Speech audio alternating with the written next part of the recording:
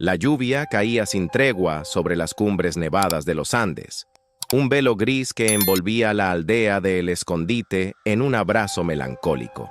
10 años de esa misma lluvia, de ese mismo silencio, de esa misma niebla que se aferraba a las chozas de piedra y madera como un sudario.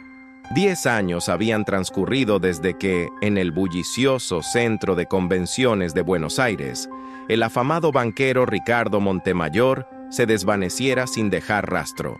Su ausencia había sido un eco ensordecedor en los círculos financieros, un agujero negro que devoró fortunas y reputaciones.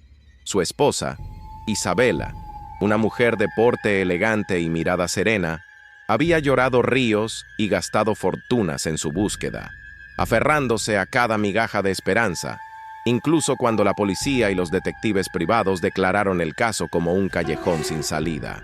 La teoría más aceptada era que Ricardo había huido, quizás con alguna amante, quizás con millones de un banco quebrado.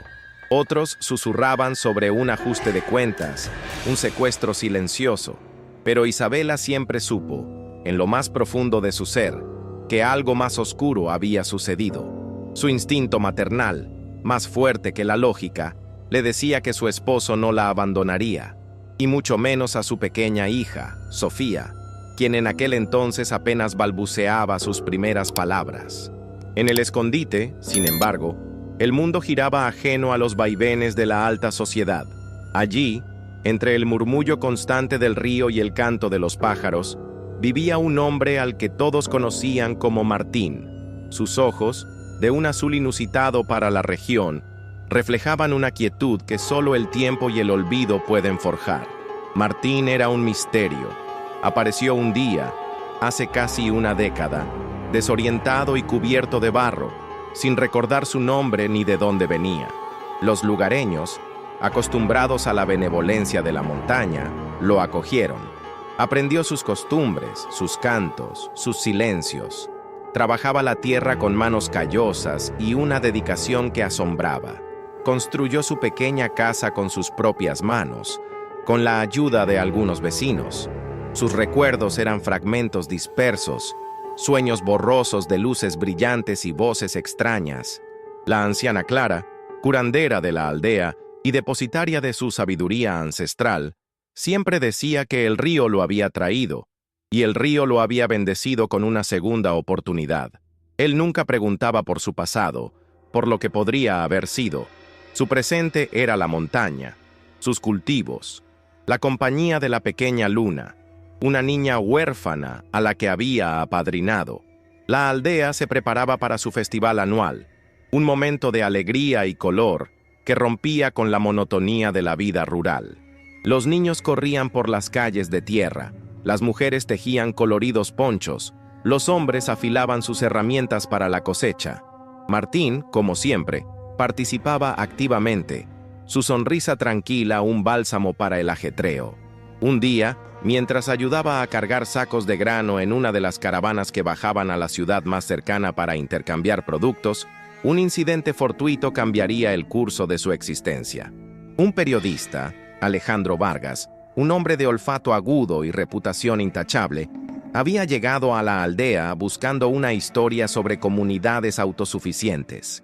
Iba armado con su cámara y una libreta de notas, pero también con una vieja foto en blanco y negro que le había entregado un colega jubilado, la foto de Ricardo Montemayor. Alejandro había prometido investigar a fondo el caso antes de darlo por cerrado, impulsado por una intuición persistente. La imagen mostraba a un hombre apuesto, de mirada penetrante, con un traje impecable. Al ver a Martín, algo se encendió en la mente de Alejandro. Era una vaga, casi imperceptible, similitud. Algo en la forma de sus ojos, la estructura de su mandíbula. El periodista se acercó, cauteloso. «Disculpe, señor», dijo Alejandro con la voz suave. «Me parece que lo conozco de algún lugar». Martín lo miró con curiosidad, una chispa fugaz de algo parecido al reconocimiento en sus ojos.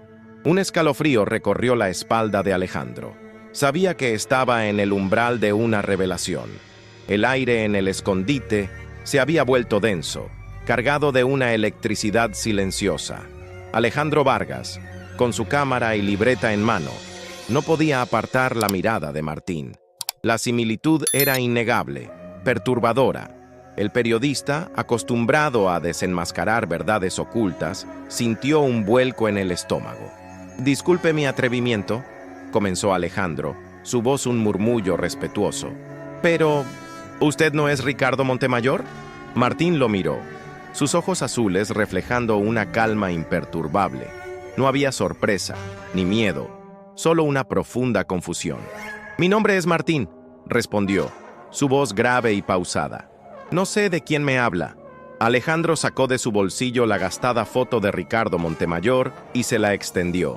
«Este es Ricardo Montemayor», dijo, señalando la imagen. «Un banquero muy conocido, desaparecido hace 10 años». Martín tomó la foto, sus dedos ásperos rozando el papel liso. La miró fijamente, con una intensidad que hizo a Alejandro contener el aliento. Un atisbo de algo, un parpadeo de reconocimiento, cruzó los ojos de Martín, tan fugaz que Alejandro dudó si lo había imaginado. La pequeña Luna, quien se había acercado curiosa al ver al extraño en la aldea, se aferró a la pierna de Martín. «Papá Martín», dijo, su voz infantil rompiendo el tenso silencio. Martín le dedicó una sonrisa suave, la misma que le daba cada mañana al despertar. «No te preocupes, Luna», le susurró. Alejandro observó la interacción, notando la calidez en los gestos de Martín. Era un hombre que irradiaba una bondad genuina, muy diferente a la imagen que tenía del ambicioso Ricardo Montemayor. «¿No recuerda nada de su pasado?», preguntó Alejandro, sintiendo la necesidad de ir despacio, de no romper la frágil paz que rodeaba a Martín. «No», respondió Martín, devolviéndole la foto. «Solo fragmentos, sueños. Llegué aquí hace mucho tiempo, sin saber quién era. Los ancianos me ayudaron. Aprendí a vivir de la tierra». La anciana Clara, quien había observado la escena desde la puerta de su choza, se acercó lentamente, su rostro surcado por profundas arrugas, sus ojos sabios y penetrantes. «El río lo trajo, forastero», dijo Clara con voz áspera pero serena. «El río lo bendijo con una nueva vida». Alejandro la miró, respetuoso. Había escuchado historias sobre la sabiduría de los chamanes andinos. «Soy Alejandro Vargas», se presentó, tendiéndole la mano. «Soy periodista. Esta historia es muy importante». Clara asintió, su mirada fija en Martín. «Su pasado está dormido, pero no muerto», dijo Clara. «A veces las memorias son como los ríos subterráneos, siempre encuentran un camino a la superficie». Alejandro comprendió que no podía forzar a Martín. La clave estaba en despertar sus recuerdos de forma gradual, sin generar un choque que pudiera ser perjudicial. Decidió quedarse en la aldea unos días, bajo el pretexto de documentar la vida en El Escondite para su artículo. Esto le permitiría observar a Martín de cerca, buscar pistas y quizás encontrar la forma de ayudarlo a recuperar su identidad. Martín, aunque reticente al principio, aceptó la presencia de Alejandro con la misma quietud con la que abrazaba cada amanecer. Luna, intrigada por el forastero y su equipo, se convirtió en una pequeña aliada involuntaria de Alejandro, acercándose a él con curiosidad infantil. Mientras tanto, en Buenos Aires, Isabela Montemayor continuaba con su vida, aunque una sombra de melancolía la seguía a todas partes. Su hija Sofía, ahora una adolescente de 15 años, se parecía cada vez más a su padre, con la misma determinación y una curiosidad insaciable. Sofía nunca había aceptado la versión oficial de la desaparición de su padre. Había pasado años investigando por su cuenta, revisando viejos recortes de prensa, archivos policiales e incluso contactando a detectives privados. Sentía una conexión profunda con su padre, un lazo que la impulsaba a buscarlo incluso cuando todos los demás se habían rendido. En su habitación, un viejo álbum de fotos guardaba los recuerdos de su infancia, con su padre sonriendo, abrazándola, enseñándole a andar en bicicleta. Una de esas fotos, la más preciada, era de un Ricardo Montemayor joven y radiante, de vacaciones en las montañas, su rostro bañado por el sol andino. La foto, que había olvidado mencionar a los detectives, ahora se sentía extrañamente familiar. El escenario estaba puesto para un reencuentro que el destino, en su sabiduría caprichosa, había pospuesto por una década. Un banquero desaparecido, un periodista tenaz, una curandera sabia, una niña huérfana y una esposa e hija que nunca perdieron la esperanza. El hilo que unía estas vidas estaba a punto de tensarse, revelando una verdad que, como el oro en las vetas de la montaña, había permanecido oculta, esperando ser desenterrada. El silencio de la aldea estaba a punto de romperse, y con él, el misterio que rodeaba a Martín. Los días en el escondite transcurrían con una lentitud que a Alejandro le parecía a la vez exasperante y fascinante. Había montado su campamento cerca de la casa de Martín, observándolo, conversando con los lugareños, intentando armar el rompecabezas de su pasado. Martín, por su parte, continuaba con su rutina diaria, indiferente a la atención que generaba. Trabajaba la tierra al amanecer, cuidaba de Luna, compartía el pan con sus vecinos. Alejandro notó la profunda conexión que Martín tenía con la naturaleza, con la montaña que lo había acogido. Era un hombre en paz, a pesar del vacío en su memoria. Alejandro, sin embargo, no cejaba en su empeño. Había notado que ciertas palabras, ciertos sonidos, parecían despertar una leve incomodidad en Martín, un parpadeo en sus ojos que sugería un eco de algo olvidado. Un día, mientras ayudaba a Martín a cosechar papas, Alejandro, de forma casual, mencionó la bolsa de valores.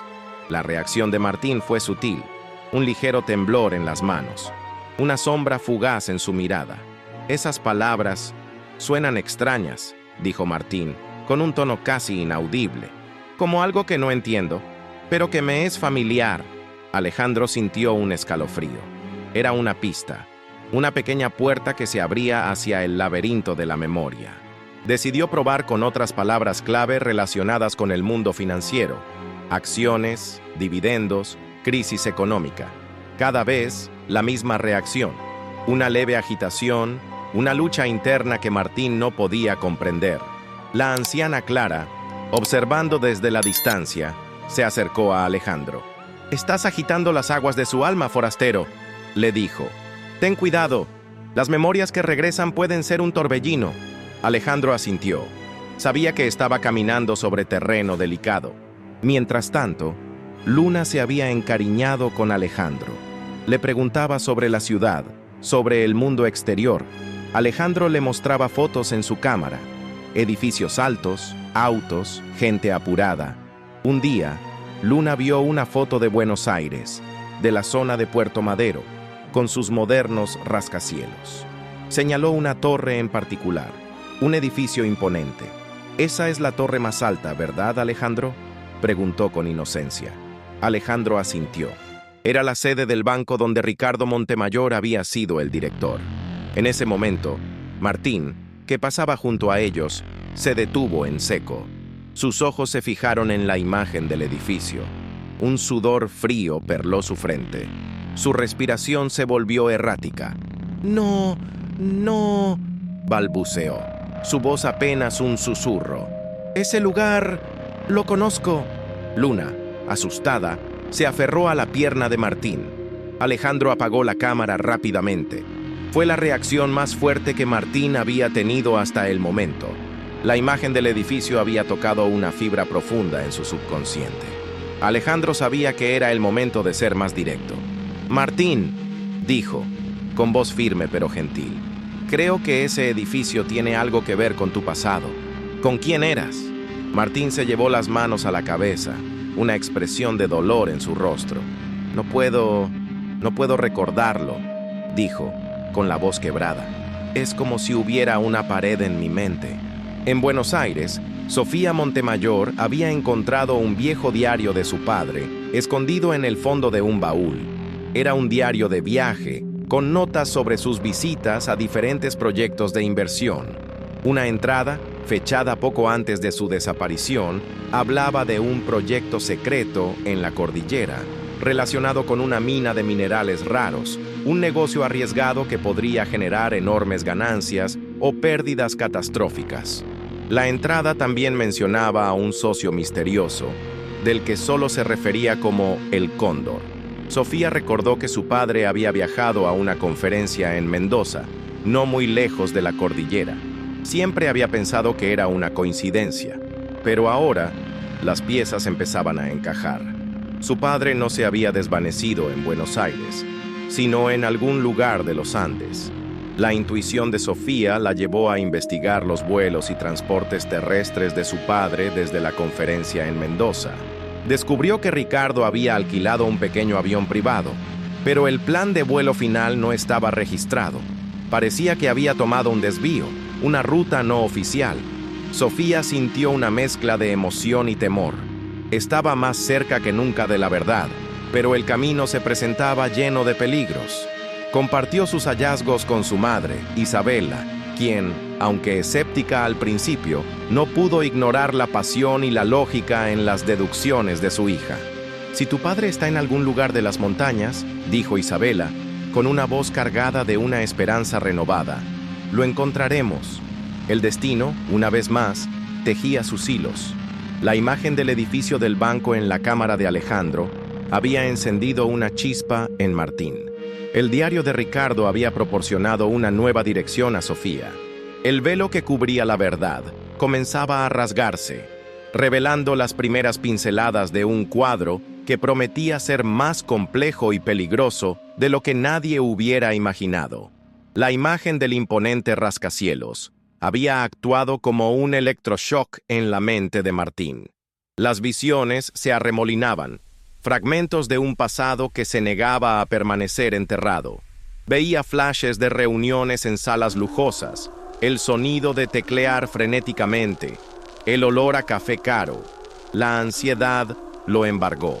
Luna, asustada por la reacción de su papá Martín, se refugió en los brazos de la anciana Clara. Clara, con su mirada serena, le hizo una señal a Alejandro. «Sus memorias están despertando, forastero», dijo, «pero son memorias dolorosas. Necesita espacio y quizá la ayuda del río». Alejandro comprendió. Se alejó, dando a Martín el espacio que necesitaba para lidiar con el aluvión de imágenes. Martín se sentó en el suelo, la cabeza entre las manos, gimiendo. Los lugareños, testigos de la escena, lo miraban con preocupación. Lo conocían como el hombre tranquilo, el que siempre sonreía. Verlo así era desconcertante. Horas después, Martín se levantó, más pálido que nunca, pero con una nueva determinación en sus ojos. Se acercó a Alejandro. «Ese edificio es importante», dijo, su voz aún temblorosa. «Siento que una parte de mí está allí, una parte que no quiero recordar, pero que necesito». Alejandro asintió, sintiendo el peso de la responsabilidad. La puerta a la memoria de Martín se había abierto, aunque fuera solo una rendija. Mientras tanto, en Buenos Aires, Sofía y Isabela habían decidido tomar medidas. La pista del avión privado y el proyecto secreto en la cordillera no podían ser ignoradas. Contrataron a un piloto experimentado, un viejo amigo de la familia con experiencia en vuelos de montaña, para buscar en la zona. Sofía, con la foto del Ricardo joven y la información del diario, trazó un mapa aproximado de la posible ruta. Era una búsqueda a ciegas, pero la esperanza les daba fuerzas. El piloto, un hombre de pocas palabras llamado Capitán Morales, se mostró escéptico al principio. ¿Buscar un avión desaparecido hace 10 años en esas montañas? Es como buscar una aguja en un pajar, había dicho, pero la determinación de Sofía lo convenció. «Mi padre está ahí, capitán», le había dicho Sofía, con una convicción que hizo eco en el corazón del viejo aviador. «Lo siento». A medida que el avión sobrevolaba los Andes, Sofía miraba por la ventanilla, sus ojos escudriñando el paisaje escarpado y majestuoso. El aire era denso, las nubes se aferraban a las cumbres como garras de dragón. La foto de su padre en las montañas, tan querida, ahora le parecía una premonición. La cordillera, que antes era solo un fondo en la imagen, ahora cobraba vida, volviéndose un laberinto de picos y valles. De vuelta en el escondite, Martín seguía teniendo visiones fugaces. Recordaba nombres, caras, pero no podía conectarlos. Sentía una presión en el pecho, una mezcla de culpa y miedo. La anciana Clara, viendo su angustia, lo guió hacia una cueva oculta, una gruta sagrada para la aldea. «Aquí, el espíritu de la montaña te hablará», le dijo. «Deja que el agua del manantial limpie tu mente». Martín, aunque escéptico, siguió sus indicaciones. Se sentó en el silencio de la cueva, escuchando el goteo del agua y el eco de su propia respiración. Fue allí, en la penumbra, que una imagen clara y aterradora se manifestó en su mente. No era un fragmento, sino una escena completa. La conferencia en Buenos Aires, una conversación tensa con un hombre de rostro duro, una discusión acalorada en un pasillo apartado, y luego, un golpe en la cabeza. La imagen se desvaneció tan rápido como apareció, pero la sensación de dolor y traición permaneció. No había huido, lo habían silenciado. La memoria del golpe lo dejó sin aliento. Se aferró a la pared de roca, intentando procesar lo que acababa de ver. Con la revelación, un nombre, hasta entonces enterrado en las profundidades de su amnesia, emergió a la superficie de su conciencia. Marcelo Rojas. Era un antiguo socio, un hombre ambicioso y sin escrúpulos. La pieza clave del rompecabezas había sido desenterrada. La desaparición de Ricardo no había sido un accidente ni una huida voluntaria. Había sido un acto deliberado, orquestado por alguien con quien compartía un pasado. La noticia de este despertar parcial de la memoria de Martín llegó a Alejandro, quien sintió un escalofrío. Sabía que esta no era solo una historia de amnesia, sino algo mucho más oscuro. La revelación de Marcelo Rojas transformó la investigación de Alejandro de un simple reportaje sobre un hombre perdido en una intrincada trama de crimen y engaño. Era el momento de actuar, de conectar los puntos. El banquero desaparecido no era solo una estadística, era una víctima. Y la verdad, después de una década, estaba a punto de salir a la luz, de una forma que nadie podría haber imaginado. La quietud del escondite estaba a punto de ser perturbada por la tormenta de un pasado violento. La revelación del nombre de Marcelo Rojas en la mente de Martín fue como un terremoto silencioso en la apacible aldea. Alejandro Vargas, al escuchar el nombre, sintió un escalofrío. Conocía ese nombre. Marcelo Rojas era un empresario de dudosa reputación, un tiburón de las finanzas que había estado involucrado en varios escándalos en el pasado, aunque nunca se le había podido probar nada. La pieza faltante en el rompecabezas de la desaparición de Ricardo Montemayor empezaba a encajar. No era una simple amnesia, sino el resultado de un acto criminal. Martín, visiblemente afectado por el recuerdo, se apoyó en una de las paredes de su humilde choza. «Marcelo Rojas», repitió, su voz cargada de una mezcla de rabia y miedo. Él me hizo esto». Luna, sintiendo la angustia de Martín, se acercó a él y le tomó la mano, sus pequeños dedos aferrándose con fuerza. La anciana Clara, con su habitual calma, observaba la escena. «La verdad siempre encuentra su camino», dijo, «aunque sea a través del dolor». Alejandro sabía que no podían quedarse de brazos cruzados. La seguridad de Martín estaba en juego. Si Marcelo Rojas lo había silenciado una vez, no dudaría en hacerlo de nuevo si se enteraba de que había recuperado la memoria. «Tenemos que salir de aquí, Martín», le dijo Alejandro, su voz urgente. «Tenemos que ir a la ciudad, buscar respuestas y, sobre todo, ponerte a salvo». Martín, a pesar del miedo, asintió. Una nueva determinación había prendido en sus ojos. Quería entender, quería saber qué le había pasado y, sobre todo, quería justicia. La noticia de que Martín era en realidad Ricardo Montemayor y que su desaparición había sido un crimen, se extendió rápidamente por la aldea. Los lugareños, conmocionados, ofrecieron su apoyo. La despedida fue emotiva. Luna, con lágrimas en los ojos, abrazó a Martín con fuerza. «No me olvides, papá Martín», le susurró. «Nunca, mi pequeña Luna», le respondió él con la voz quebrada. La promesa de volver a verla fue el ancla que lo mantuvo firme. La anciana Clara le entregó un pequeño amuleto tallado en piedra. «Que te guíe la montaña, Ricardo Montemayor», le dijo, usando su verdadero nombre por primera vez. El viaje de regreso a la civilización fue largo y arduo. Alejandro y Martín se abrieron paso a través de senderos empinados, soportando el frío y la humedad de la montaña. Durante el trayecto, Martín, impulsado por el recuerdo de Rojas, experimentó nuevos flashes de memoria.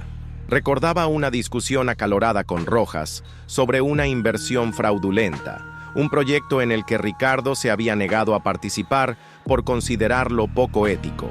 Recordó el rostro de Marcelo, contorsionado por la ira, la amenaza en su voz. La amnesia había sido una bendición y una maldición. Lo había protegido del trauma, pero también lo había condenado a una década de olvido. Mientras tanto, en Buenos Aires, la búsqueda de Sofía y el capitán Morales en la cordillera había dado sus frutos. Después de días de vuelos infructuosos, el capitán Morales avistó los restos dispersos de una avioneta en un valle remoto, casi ocultos por la densa vegetación. Era un milagro que los hubieran encontrado. Sofía sintió un escalofrío de terror y esperanza al mismo tiempo. Los restos del avión eran inconfundibles. Eran los de la avioneta que su padre había alquilado. La confirmación de que Ricardo había estado en esa región era abrumadora. Cuando regresaron a Buenos Aires, la noticia de los restos de la avioneta llegó a los oídos de Isabela. La esperanza que había empezado a gestarse en su corazón se transformó en una punzada de dolor. ¿Realmente estaba muerto? Pero Sofía, con una determinación inquebrantable, se negó a aceptar esa conclusión. «Si mi padre murió allí», dijo Sofía a su madre, «entonces, ¿dónde está su cuerpo? No hay restos humanos. Alguien se lo llevó o sobrevivió». Su lógica, fría y precisa, dio a Isabela una nueva luz. Era cierto, no había pruebas de un cuerpo. La desaparición de la avioneta había sido solo un eslabón en una cadena de eventos, no el final de la historia. El destino estaba a punto de unir a estas dos líneas narrativas.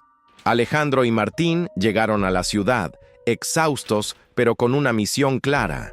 Martín, ahora plenamente consciente de su identidad como Ricardo Montemayor, sentía el peso de 10 años de vida arrebatada, pero también sentía la urgencia de desenterrar la verdad.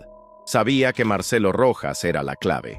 En un giro del destino, al mismo tiempo que Ricardo regresaba, la noticia del hallazgo de los restos de su avioneta comenzaba a filtrarse en la prensa, reviviendo el caso de su desaparición y preparando el terreno para el reencuentro más extraordinario que la alta sociedad argentina hubiera presenciado.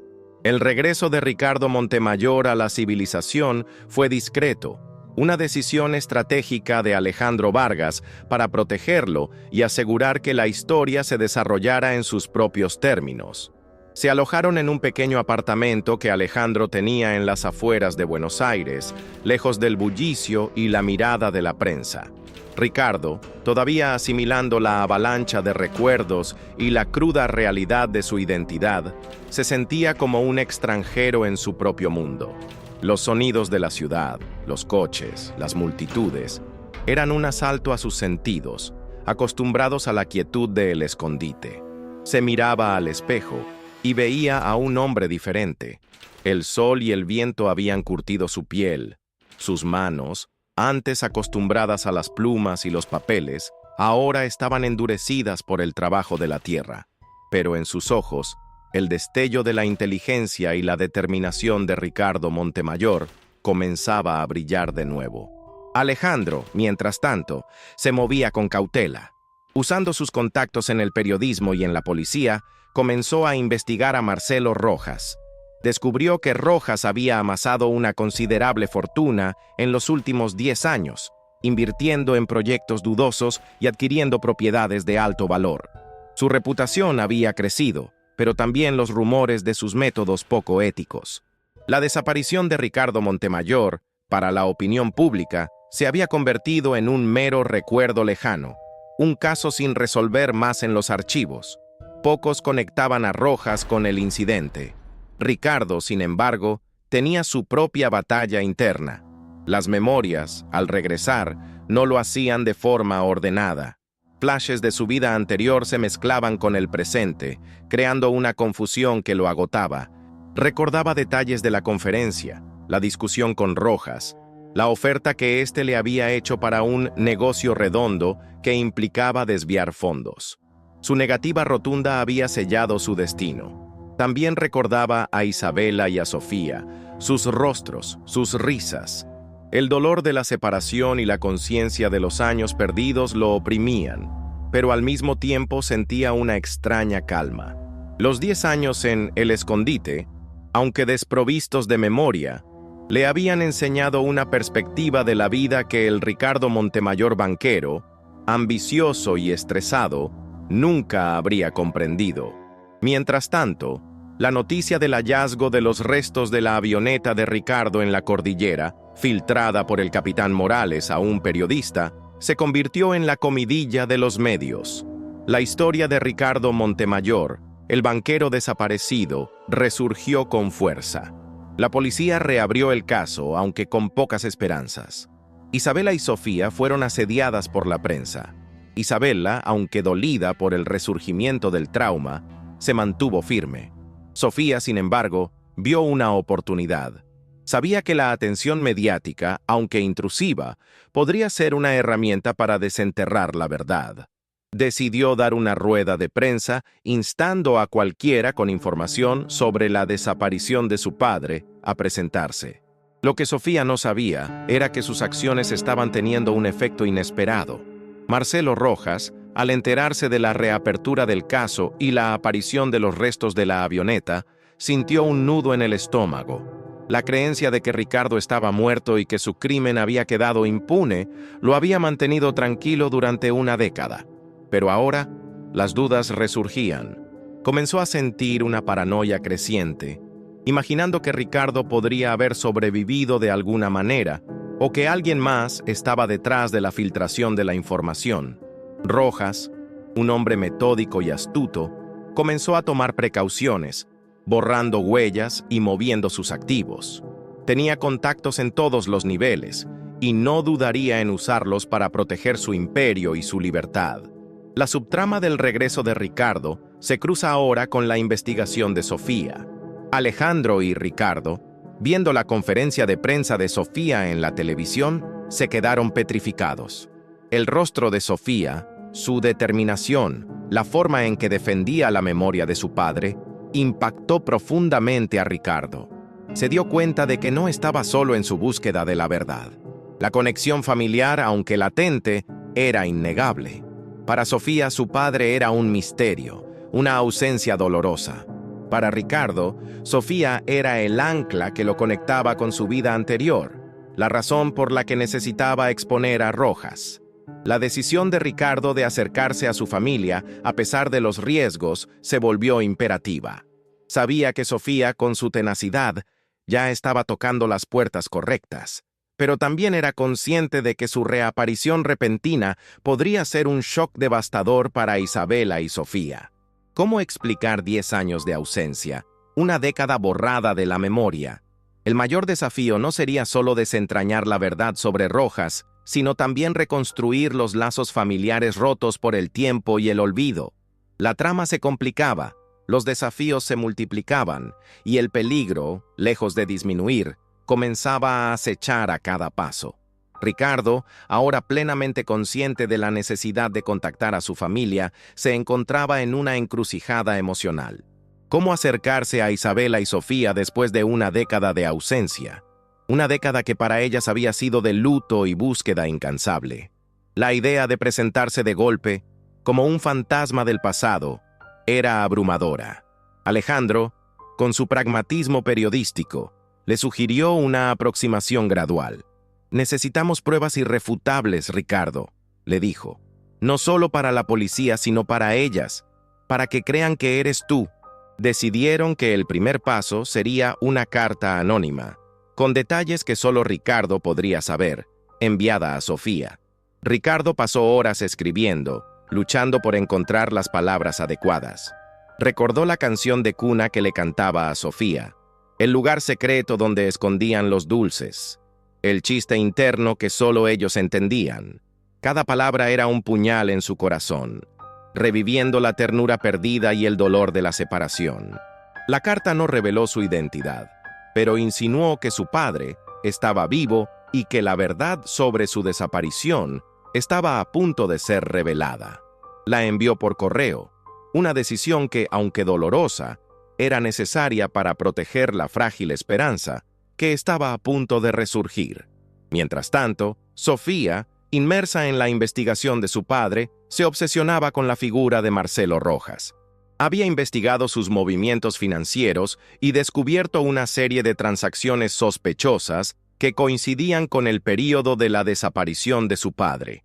Además, un antiguo colega de Ricardo, el señor Gutiérrez, ahora jubilado y con problemas de salud, había accedido a hablar con Sofía.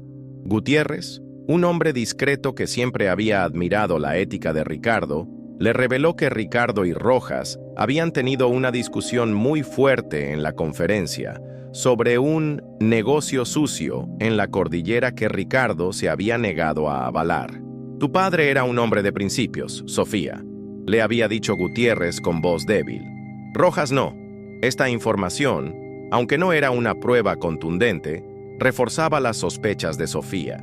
La carta anónima llegó a Sofía en medio de su investigación. Al principio, la descartó como una broma cruel, pero al leer los detalles íntimos, las referencias a momentos que solo ella y su padre compartían, su corazón dio un vuelco. Se la mostró a Isabela, quien reaccionó con una mezcla de escepticismo y una punzada de esperanza. «¿Y si es él, mamá?», preguntó Sofía con los ojos llenos de lágrimas. Isabela, que había aprendido a protegerse de la decepción, se mostró cautelosa. «No podemos dejarnos engañar, Sofía», le dijo, aunque su voz no tenía la misma convicción de antes. El dilema emocional de Isabela era palpable.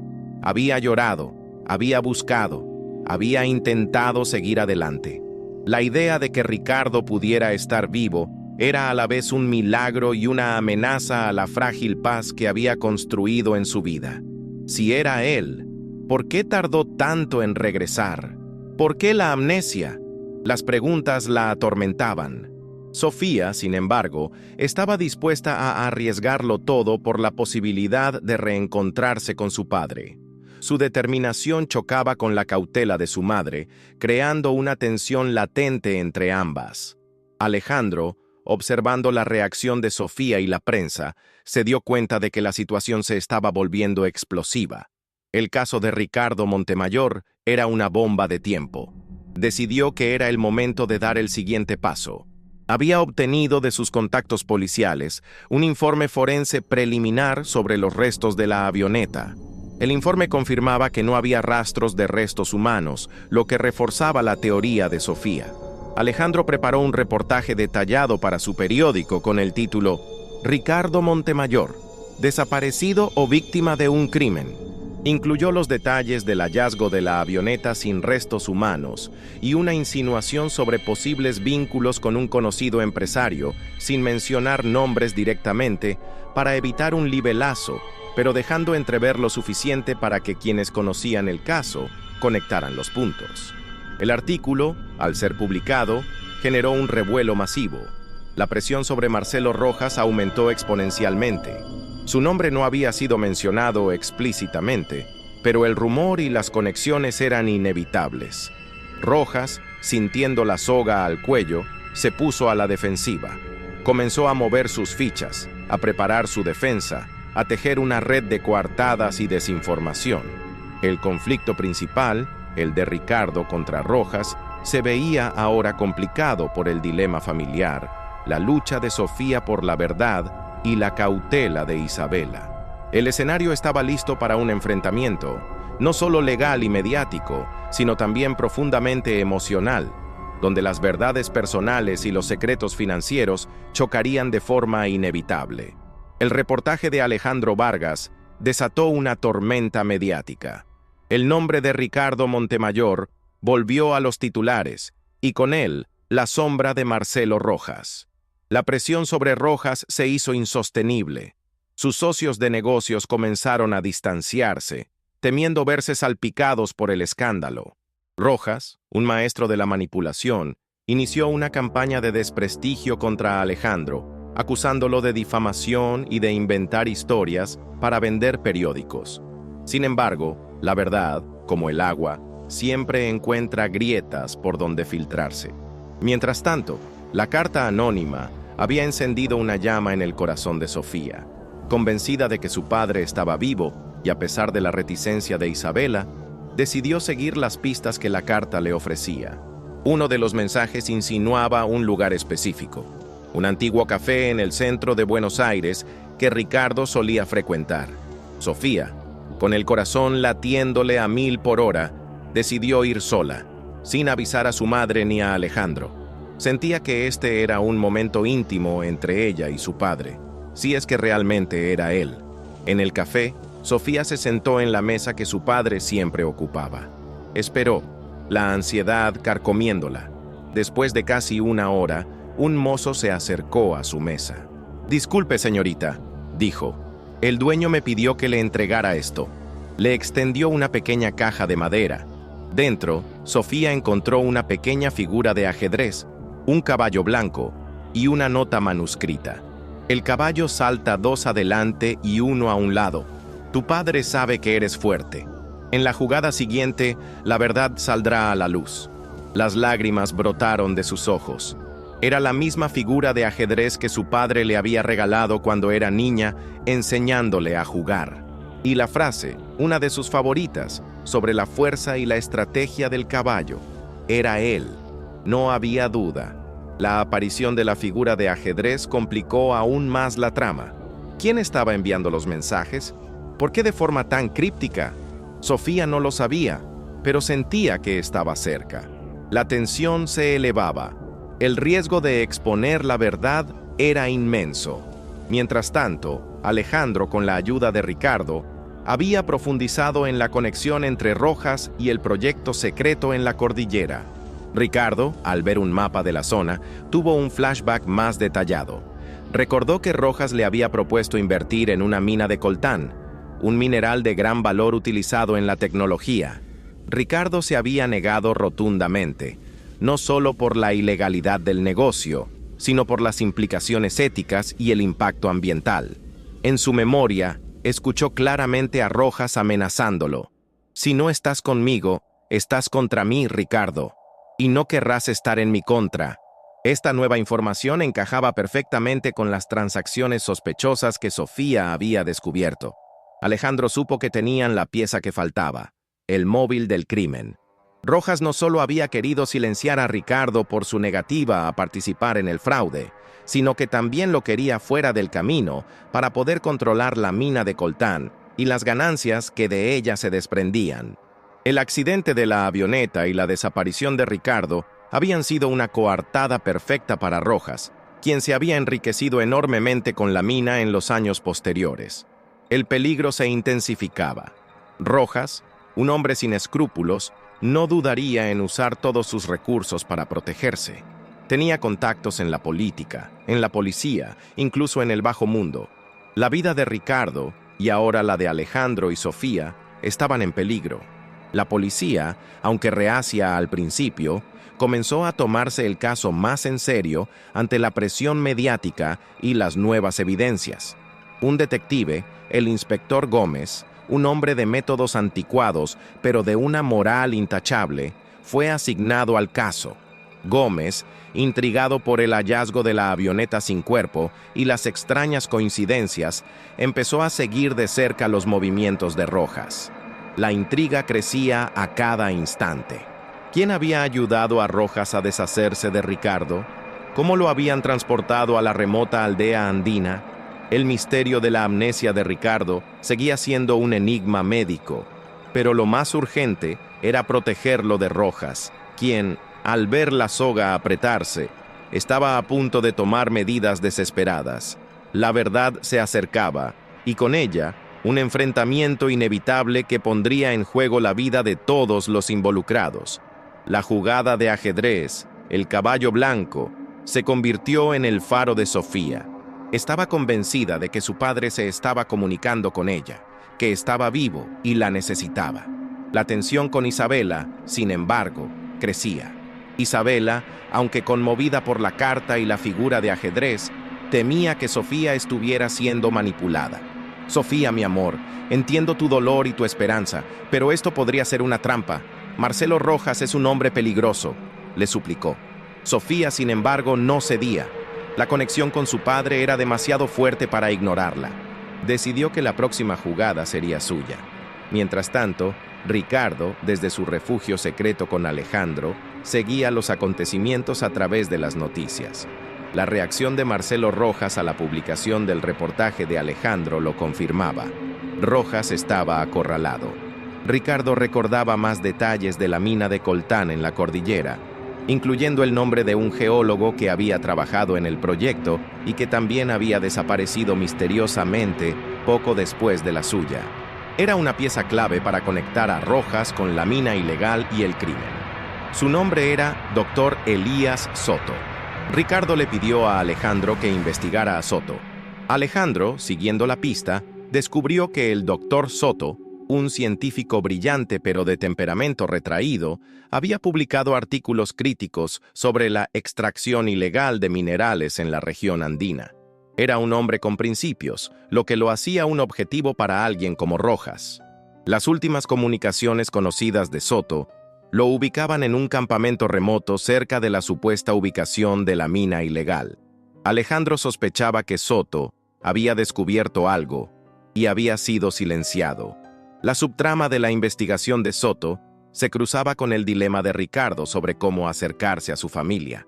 La carta anónima había sido solo un comienzo. Ricardo le entregó a Alejandro una foto, una instantánea de su infancia con Sofía en un parque, junto a un árbol muy particular. «Envíale esto», le dijo, «y dile que la espero en ese árbol, solo ella». Era un riesgo, pero Ricardo sentía que necesitaba ese contacto directo, esa validación de que su hija lo reconocería. La foto y la invitación al árbol secreto de su infancia tuvieron un impacto profundo en Sofía. Su corazón dio un vuelco al ver la imagen. Era una foto que solo ellos dos tenían, un momento íntimo que nadie más conocía. La figura de ajedrez era una señal, pero esta foto era la confirmación. A pesar de los ruegos de Isabela, Sofía decidió ir al encuentro. La anciana Clara, desde el escondite, sintió una vibración en el aire. «El destino está tejiendo sus hilos», le dijo a Luna, quien jugaba a su lado. El inspector Gómez, por su parte, continuaba su investigación. Los movimientos financieros de Rojas y la reaparición del caso Montemayor lo llevaron a revisar viejos expedientes. Descubrió que Rojas había sido el principal beneficiario de un seguro de vida de Ricardo Montemayor, un detalle que se había pasado por alto en la investigación inicial, dado que Rojas no era un pariente directo. Este dato, sumado a la adquisición de la mina de coltán y las transacciones sospechosas, ponía a Rojas en el centro del huracán. Gómez sospechaba que Rojas tenía cómplices, tanto en el mundo empresarial como quizás en las fuerzas del orden. La conexión entre los personajes se estrechaba. Sofía, con la esperanza de reencontrarse con su padre, se dirigía al encuentro. Ricardo, impulsado por el amor a su hija y la sed de justicia, la esperaba. Alejandro, con la nueva pista del Dr. Soto, estaba cada vez más cerca de desentrañar el modus operandi de Rojas. Y el inspector Gómez, con las nuevas evidencias, se preparaba para una confrontación. La red de engaños tejida por Marcelo Rojas estaba a punto de desmoronarse, y los engranajes del destino giraban inexorablemente hacia un clímax donde todas las verdades saldrían a la luz. El encuentro bajo el viejo árbol en el parque fue un momento cargado de emoción y expectación. Sofía llegó con el corazón desbocado, la foto de su infancia en la mano. Ricardo, oculto entre los arbustos cercanos, la observaba, su propio corazón latiendo con fuerza. Al verla, la reconocía en cada gesto, en la forma en que se tocaba el cabello, en la luz de sus ojos. Era su hija, su pequeña Sofía, ahora una mujer. Cuando Sofía estuvo junto al árbol, Ricardo salió de su escondite. «Sofía», dijo, su voz ronca por la emoción. Ella se giró y al verlo, la foto se le cayó de las manos. Sus ojos se llenaron de lágrimas, una mezcla de incredulidad y alegría inmensa. «Papá», apenas pudo susurrar antes de lanzarse a sus brazos. El abrazo fue largo y silencioso, un reencuentro de 10 años de ausencia, de dolor y de esperanza. Isabela, que había seguido a Sofía, aunque a una distancia prudente, presenció la escena. Al principio la incredulidad, luego la certeza. Era Ricardo. Su esposo, al que había dado por perdido, estaba allí, vivo. La emoción la embargó y también se unió al abrazo. Lágrimas de alivio y felicidad cayendo por sus mejillas. El reencuentro familiar fue un bálsamo para Ricardo, pero también el catalizador para la acción. Ahora que su familia conocía la verdad, la necesidad de desenmascarar a Marcelo Rojas se volvió imperativa. Ricardo, Isabela y Sofía, junto con Alejandro, se reunieron para trazar un plan.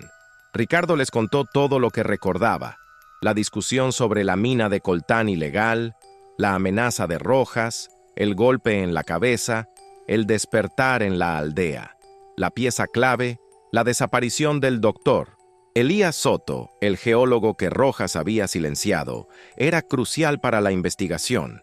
Alejandro, por su parte, había seguido investigando al doctor Soto. Descubrió que Soto, antes de desaparecer, había enviado un correo electrónico encriptado a un colega de confianza, el doctor Armando Castro, un renombrado geólogo de la Universidad de Mendoza.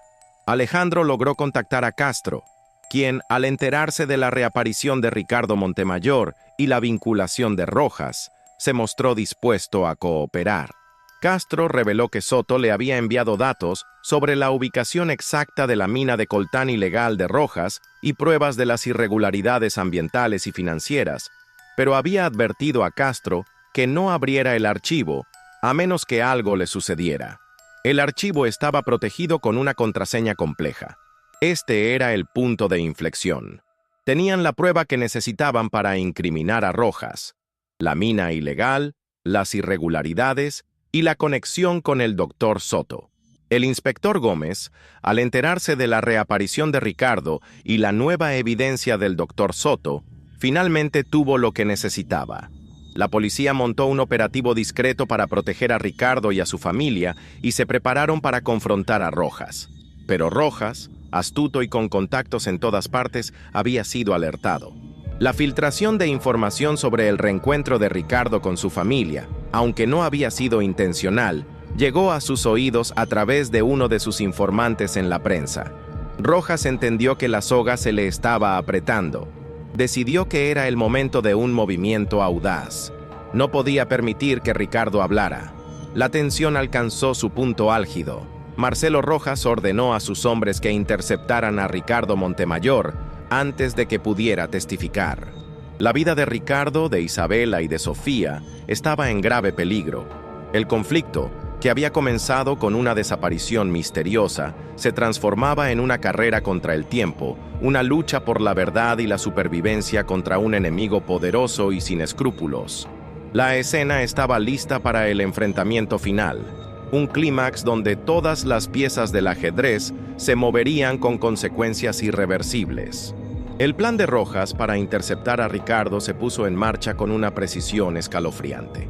Mientras la familia Montemayor se preparaba para reunirse con el inspector Gómez y entregar las pruebas, un equipo de hombres contratados por Rojas, disfrazados, intentó secuestrar a Ricardo y Alejandro en el apartamento, pero el inspector Gómez, anticipándose a un movimiento así, había colocado discretamente a sus agentes. Se desató un forcejeo. Los agentes lograron repeler el ataque, pero la confrontación dejó en claro la desesperación de Rojas. Ricardo, Isabela y Sofía, protegidos por la policía, fueron llevados a un lugar seguro, pero el incidente les hizo ver la magnitud del peligro. Ricardo, con la adrenalina a flor de piel, sintió que ya no podía esconderse. «Tenemos que ir por Rojas, no podemos esperar a que venga por nosotros», dijo, su voz firme. Isabela, a su lado, asintió. su rostro pálido pero determinado. Había pasado de la cautela a la acción. Quería justicia para su familia. Sofía, por su parte, tomó una decisión audaz. Conociendo la obsesión de Rojas por su imagen y su reputación, se puso en contacto con una cadena de televisión importante. Su idea era exponer a Rojas en vivo, en un programa de alta audiencia, con su padre presente. Era un riesgo enorme, pero también una oportunidad de oro para que la verdad saliera a la luz de forma masiva e innegable, dejando a Rojas sin salida. Alejandro, aunque reticente por la seguridad de Ricardo, vio el potencial de la jugada. Sería un golpe maestro, si salía bien. Mientras tanto, el doctor Armando Castro, el colega del doctor Elías Soto, había logrado descifrar la contraseña del archivo encriptado. La clave era una fecha y un nombre. La fecha de nacimiento de la hija de Soto y el nombre de su mascota. Dentro del archivo, encontraron no solo los datos geológicos de la mina de coltán ilegal, sino también grabaciones de audio del doctor Soto, donde se le escuchaba discutiendo acaloradamente con Rojas sobre las implicaciones ambientales y los peligros para la salud de los trabajadores. En una de las grabaciones, Soto mencionaba haber encontrado pruebas de un desfalco masivo relacionado con la inversión inicial de Ricardo Montemayor en un proyecto supuestamente legítimo que Rojas había desviado para financiar la mina ilegal. Y lo más escalofriante, en la última grabación se escuchaba un forcejeo y la voz de Rojas. «Lo lamento, Elías», decía Rojas, su voz fría, «sabes demasiado». Era la prueba irrefutable de que Rojas había asesinado a Soto y que su desaparición estaba directamente relacionada con el esquema de la mina. El inspector Gómez, al escuchar las grabaciones, se puso en contacto con la fiscalía. Las pruebas eran contundentes. Se emitió una orden de arresto contra Marcelo Rojas. Pero Rojas, siempre un paso adelante, había anticipado la movida. Antes de que la policía pudiera rodear su mansión, había huido. El programa de televisión en vivo se convirtió en el escenario del enfrentamiento. Sofía, con una valentía inquebrantable, se sentó frente a las cámaras, y a su lado, Ricardo Montemayor, el banquero que había regresado de la muerte. La revelación de su identidad dejó a la audiencia boquiabierta. Sofía contó la historia de la desaparición de su padre, su búsqueda incansable, y cómo había descubierto la verdad. Luego, Ricardo, con una voz tranquila pero firme, comenzó a narrar los hechos, desde la conferencia hasta su despertar en la aldea. La atención del país entero estaba fija en sus palabras. En ese momento, se produjo un giro inesperado. Marcelo Rojas, viendo el programa desde un lugar desconocido y en un acto de desesperación y arrogancia, llamó en vivo al programa. Su voz, distorsionada pero reconocible, retumbó por los altavoces del estudio y por millones de televisores. «Ricardo Montemayor es un mentiroso», gritó Rojas. «Él huyó con mi dinero. ¡Es un fraude!». La confrontación en vivo elevó la tensión a un punto insostenible. La audiencia estaba presenciando una verdad revelarse en tiempo real. Ricardo, mirando fijamente a la cámara, respondió con calma y una determinación que heló la sangre de Rojas. «Marcelo», dijo Ricardo, «sabes que mientes. Tú me silenciaste por la mina de coltán y asesinaste al doctor Soto. Las pruebas están en camino a la fiscalía». La mención del doctor Soto y la mina ilegal fue un golpe bajo para Rojas. El silencio en la línea telefónica fue la confirmación de su derrota. La verdad había sido expuesta y el clímax, la detención de Rojas, era inminente. El silencio de Marcelo Rojas en la línea telefónica, transmitido en vivo a millones de hogares, fue más elocuente que cualquier confesión. La acusación directa de Ricardo sobre el asesinato del doctor Soto y la mina de coltán ilegal resonó en el estudio. La conductora del programa, una mujer experimentada en situaciones tensas, mantuvo la calma, pero sus ojos denotaban la sorpresa. La audacia de Rojas al llamar había sido su perdición. La policía, liderada por el inspector Gómez, había estado monitoreando la llamada de Rojas. La dirección de su escondite temporal fue triangulada casi de inmediato. Un equipo de fuerzas especiales se movilizó, rodeando el edificio donde se creía que Rojas estaba atrincherado. La televisión, con helicópteros sobrevolando la zona, comenzó a transmitir en vivo la operación, convirtiéndola en un evento nacional. El país entero estaba conteniendo la respiración, esperando el desenlace de una historia que había mantenido a todos en vilo durante una década. En el estudio de televisión la tensión era palpable. Ricardo, con el micrófono en la mano, se mantuvo firme, su mirada fija en la cámara. Sabía que Rojas, acorralado, era más peligroso que nunca. Isabela y Sofía, a su lado, se aferraban la una a la otra, sus ojos fijos en la pantalla gigante del estudio donde se mostraban las imágenes en vivo de la redada policial. Alejandro, aunque preocupado por la seguridad de todos, no podía evitar la euforia periodística. Estaba presenciando la culminación de la historia de su vida. Mientras tanto, Rojas, al darse cuenta de que había sido localizado, intentó una huida desesperada.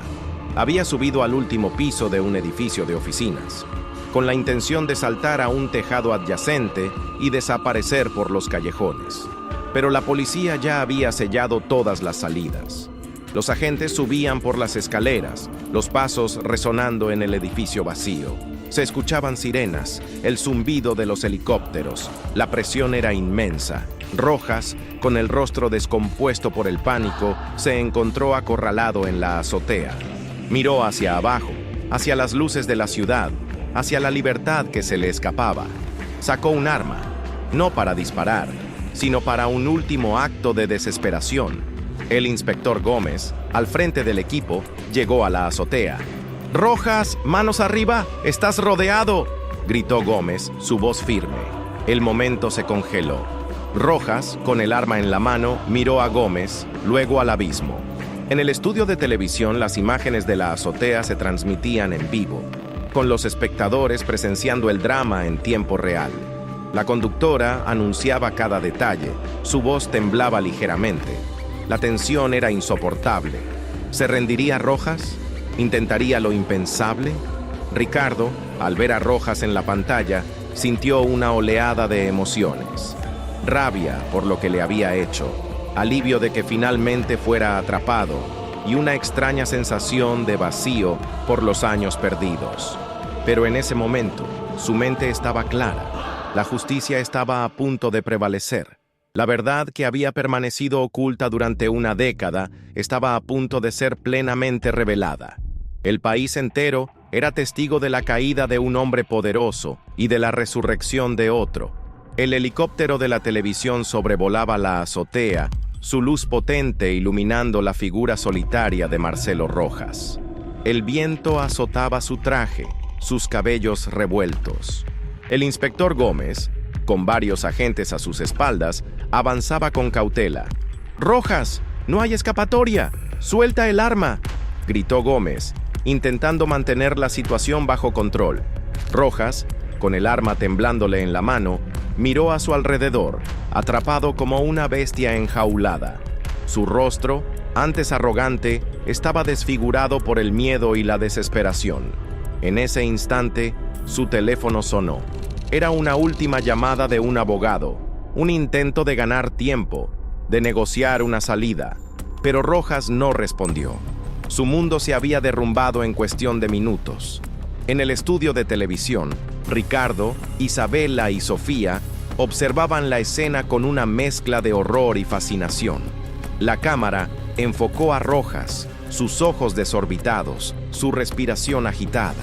En un último acto de desafío, o quizás de locura, Rojas levantó el arma y la apuntó hacia el cielo, disparando un tiro al aire.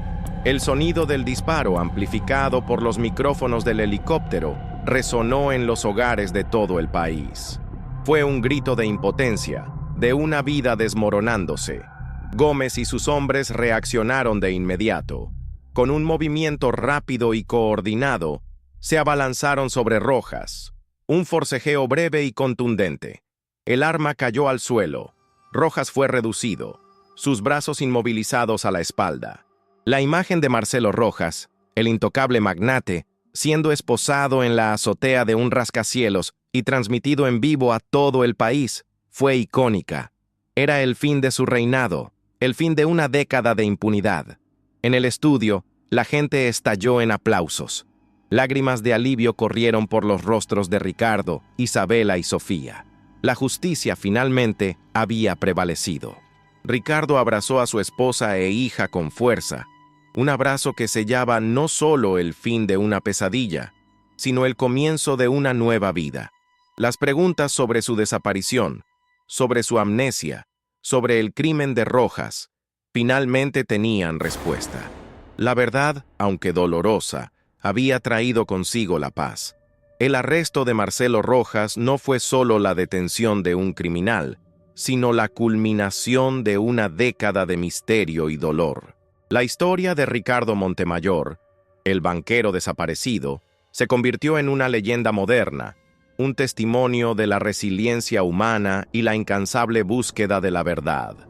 Ricardo, Isabela y Sofía, unidos de nuevo, enfrentaban el desafío de reconstruir una vida que el tiempo y el engaño habían desfigurado. Para Ricardo, el camino de regreso no sería fácil. Los 10 años en El Escondite, aunque envueltos en la amnesia, le habían dejado una huella profunda. El bullicio de la ciudad, el estrés del mundo financiero, todo eso ahora le parecía ajeno. Había encontrado una paz y una conexión con la naturaleza que el Ricardo Montemayor de antes nunca conoció. Su desafío sería integrar ambas vidas, encontrar un equilibrio entre su pasado y su presente. Quizás su experiencia en la aldea andina le daría una nueva perspectiva sobre cómo usar su influencia para el bien, para proyectos que beneficiaran a las comunidades y al medio ambiente, lejos de la codicia que casi le costó la vida. Isabela, por su parte, encontró una nueva fortaleza. La espera había terminado, la incertidumbre había desaparecido. Ahora, su amor por Ricardo, probado por la ausencia y el dolor, se fortalecería aún más. Juntos, enfrentarían el futuro, reconstruyendo su matrimonio y su familia.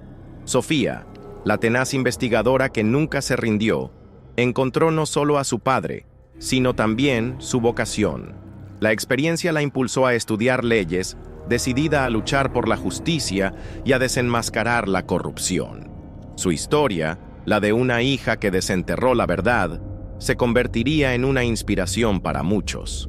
Alejandro Vargas, el periodista, se ganó un Pulitzer por su reportaje, un reconocimiento merecido por su incansable búsqueda de la verdad.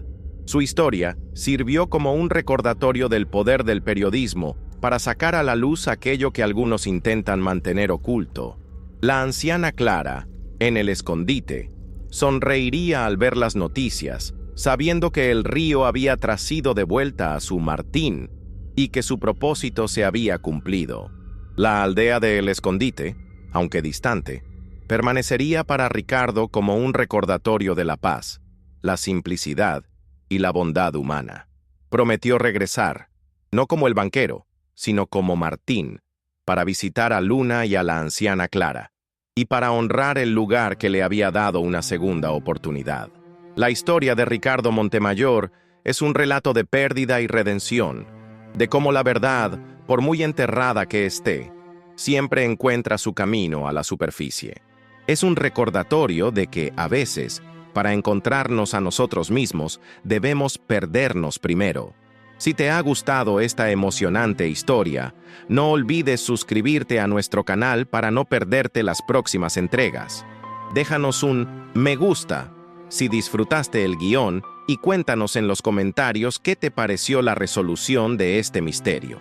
Y ahora, prepárate para el próximo capítulo de nuestras historias, donde la intriga y la emoción te mantendrán pegado a la pantalla. No te lo pierdas.